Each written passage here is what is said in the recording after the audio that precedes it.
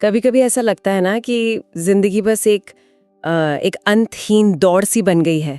लगातार भागदौड़, तनाव और कहीं गहरे में एक सुकून की तलाश रहती है। अगर ऐसा महसूस होता है तो हाँ, आज की हमारी चर्चा शायद इस तलाश में कुछ नई रोशनी डाले।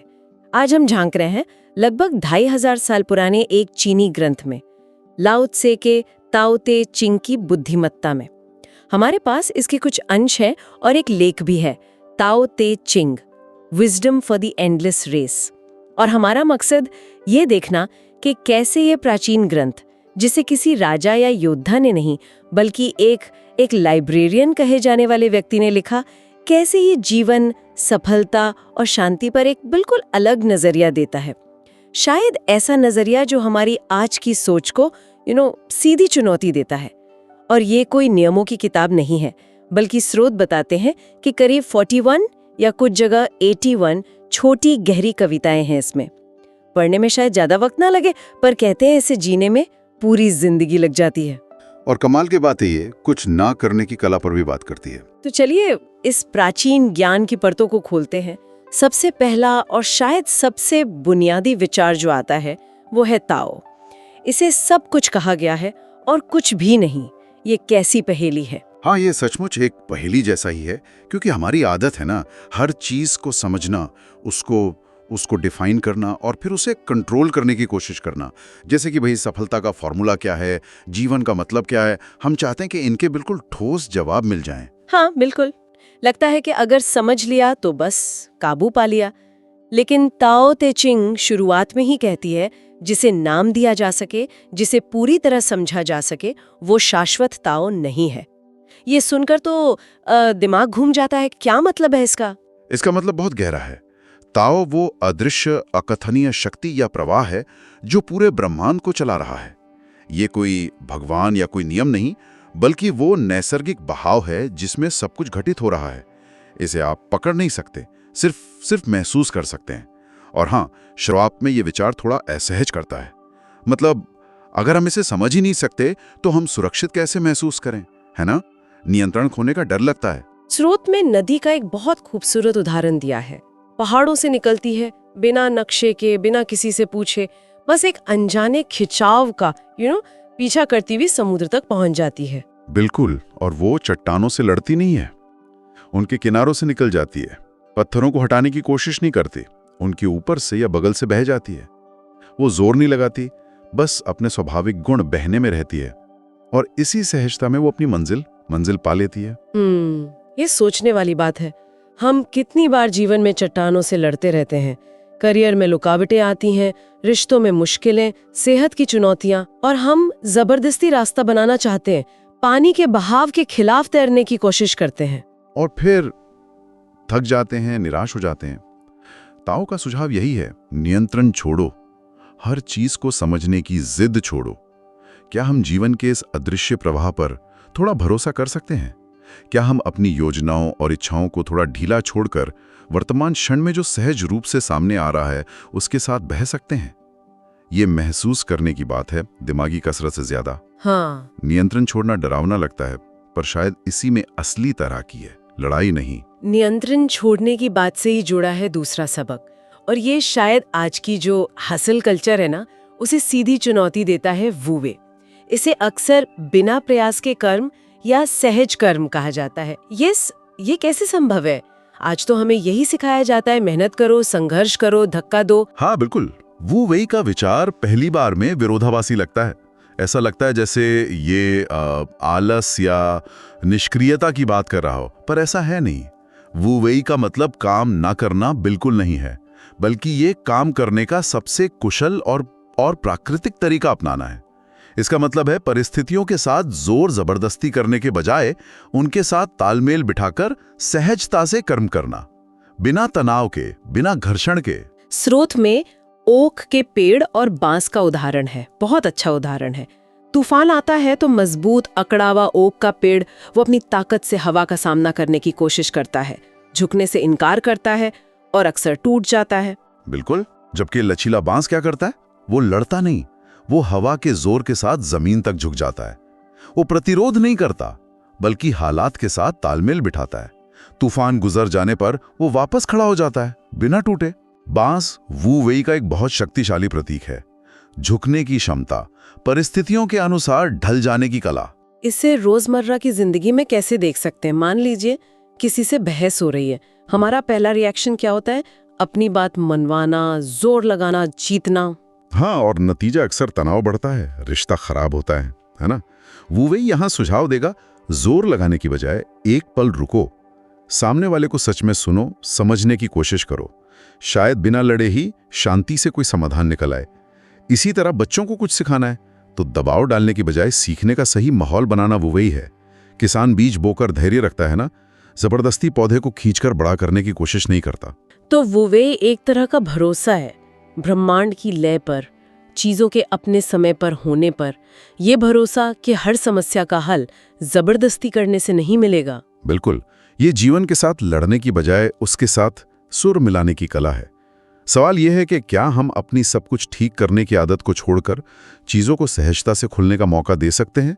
ज्यादातर तनाव शायद हमारी इसी जबरदस्ती से पैदा होता है। जबरदस्ती और तनाव, इसी से जुड़ा है तीसरा सबक, सादगी में छुपी शक्ति। आज हम सब ज्यादा के पीछे भाग रहे हैं। ज्यादा चीजें, ज्यादा जानकारी, ज्यादा पैसा, ज्यादा फॉलोअर्स। लगता है इसी में खुशी है, पर नतीजा अक्सर उल्टा होता है। अंतहीन असंतोष और चीजें हम पर हावी हो जाती हैं। हाँ, जीवन बहुत जटिल हो गया है। मन सूचनाओं और इच्छाओं के बोझ तले दबा हुआ है, और इसी शोरगुल के बीच लाओ त्से का शांत स्वर सुनाई देता है, जो सबसे कम है वही सबसे ज्यादा है। सादगी को अपनाओ। पर क्या ये सादगी कहीं गरीबी या अभाव का महिमा मंडन तो नहीं? नहीं, बिल्कुल नहीं।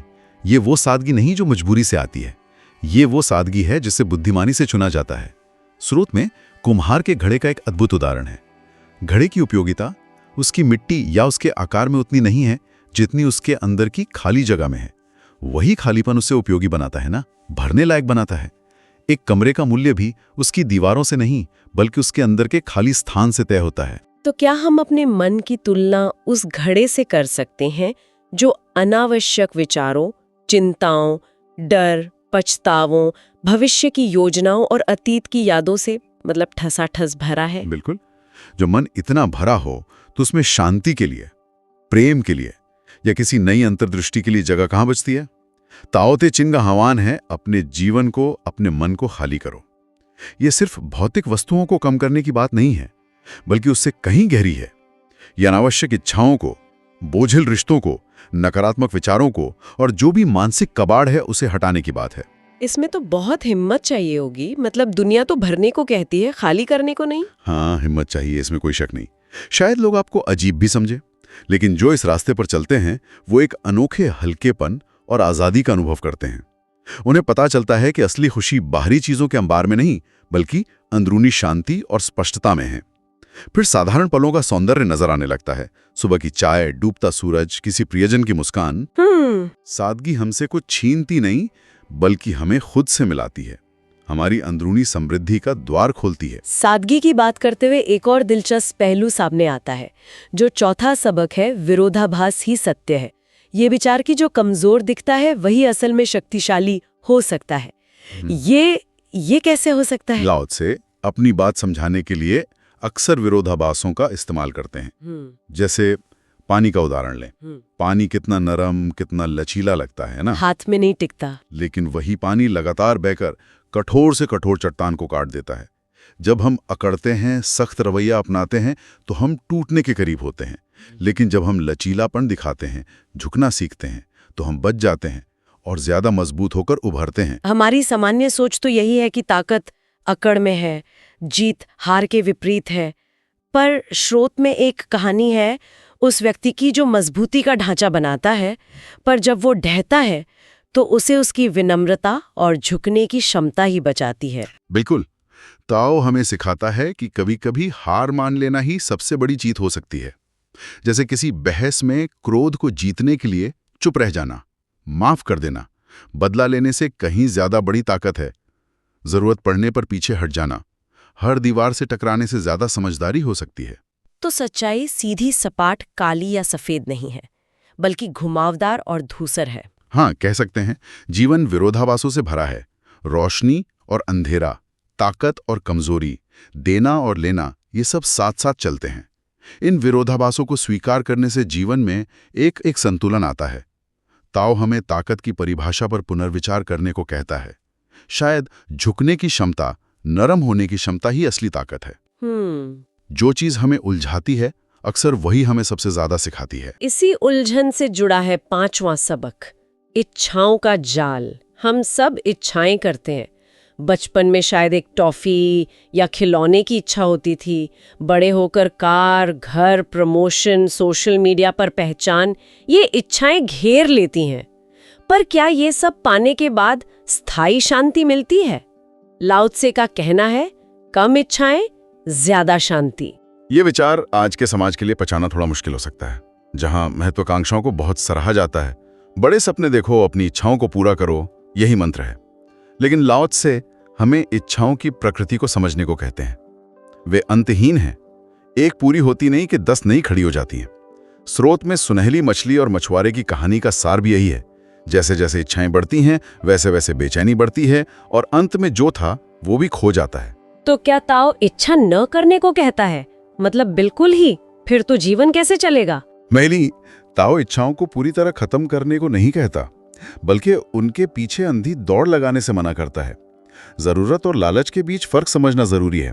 जब हम हर चीज के पीछे भागते हैं, वर्तमान को अनदेखा करके भविष्य की मृगतृष्णा में जीते हैं, तो हम शांति खो देते हैं।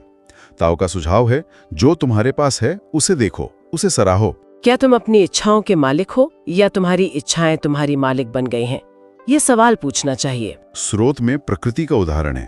पेड़, नदियां, पहाड़, वे कुछ मांगते नहीं पर सब कुछ देते हैं और एक सहज शांति में रहते हैं। हाँ, ताओ हमें उसी आंतरिक स्थिरता और शांति की ओर लौटने का इशारा करता है। इच्छाओं के जाल को पहचानना ही उससे मुक्त होने का पहला कदम है। कभी कभी रुक जाना, जो है उसी में संतुष्ट हो जाना, ये भी एक बहुत बड़ी उपलब्धि है। संतुष्टि और शांति, इस बात से नेतृत्व का विचार कैसे जुड़ता है? छठा सबक नेतृत्व की कला पर है और ये भी हमारी आम धारणाओं को बिल्कुल उलट देता है। आमतौर पर नेता मतलब आगे चलने वाला, निर्देश देने वाला, दिखने वाला। पर लाओ त्से कहते हैं, सबसे अच्छा नेता वो है जिसके होने का लोगों को मुश्किल से पता चले।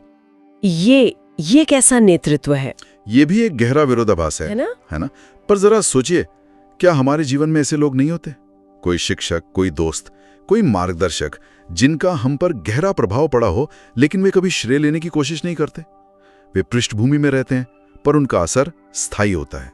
हाँ, बिल्कुल होते हैं।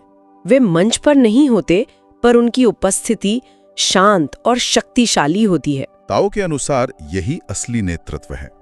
ये ऊंची आवाज में भाषण देना नहीं है, बल्कि दूसरों को उनकी अपनी आंतरिक शक्ति और क्षमता से जुड़ने में मदद करना है। स्रोत में नेता की तुलना एक पेड़ से की गई है। पेड़ खुद चुपचाप खड़ा रहता है, पर उसकी छाया में अनेकों को आराम मिलता है। उसकी जड़ों से धरती मजबूत होती है। वो ध्यान आकर्षित नहीं करता, पर पोषण देता है। हमारे समाज में तो नेता वो माना जाता है जो सबसे आगे दिखे, जिसका नाम हो, चमक दमक हो। लेकिन ताओवादी नेता आदेश नहीं देता, वो मार्ग प्रशस्त करता है। वो अपनी उपस्थिति से, अपने आचरण से प्रेरित करता है। उसकी सबसे बड़ी ताकत शायद उसका अदृश्य होना है, मतलब अहंकार का न होना। स्रोत में अच्छे माली का उदाहरण भी है। वो पौधे को खींचकर लंबा नहीं करता, बल्कि उसके लिए सही मिट्टी, पानी, धूप का इंतजाम करता है। पौधा अपनी क्षमता से खुद खिलता है। ताओवादी नेता ऐसा ही माहौल बनाता है जहां लोग खुद विकसित हो सकें।